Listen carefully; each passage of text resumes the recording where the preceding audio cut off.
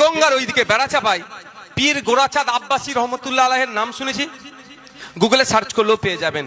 ওখানে গিয়ে ওখানে খোঁজ নিয়ে দেখুন, উনার মাজারের 1000 বিঘা ওয়াকফ সম্পত্তি ছিল। কত বিঘা? 1000 বিঘা। কাটতে কাটতে কাটতে কাটতে কাটতে কাটতে আজ থেকে চুরি হয়নি, সে দেশ স্বাধীনের আগে থেকে চুরি হচ্ছে ওয়াকফ। হ্যাঁ, কংগ্রেসের আমলে তারাও কেটেছে, সিপিএম এর আমলে তারাও কেটেছে, তবে বর্তমান দিদির আমলে একটু বেশি কাটা হয়ে গেছে। বলছে আগে মাছ চুরি করতেন, পুরো পুকুর চুরি করে নিয়েছে এরা। করতে করতে মাত্র 5 বিঘাও সম্পত্তি বাকি নাই। তাহলে 995 বিঘা সম্পত্তি লুট হয়ে গেছে। বলছে হরি লুট যেটাকে বলে, করে নিয়েছে।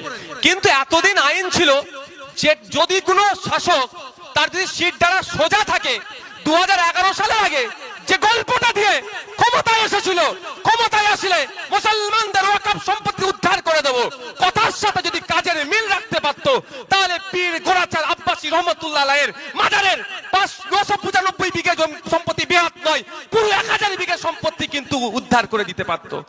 সিট দ্বারা সোজা নাই, উদ্ধার হয়নি। যদি আগামী দিনে কোনো সরকার আসে, তার সিট দ্বারা সোজা থাকলে উদ্ধার করে দেবে এই ভরসা আমরা রাখি। কিন্তু ওই রাস্তাটা এই লিমিটেশন অ্যাক্টকে তুলে দেওয়ার ফলে আর হবে না। মোদিজি যে নতুন আইন নিয়ে এসেছে, এই আইনে আর কোনোদিনের জন্য ওই 995 বিঘা সম্পত্তি ওই মাজার ফিরে পাবে না। এটা মুসলমানদের উপকার করলো না ক্ষতি করলো? বলুন। এর বিরোধিতা আমরা করছি, কারণ সংবিধানের 15 নম্বর আর্টিকেলে বলা হচ্ছে, 14 নম্বর আর্টিকেলে বলা হচ্ছে আপনার ইকুয়ালিটি বিফোর লর কথা বলা হচ্ছে।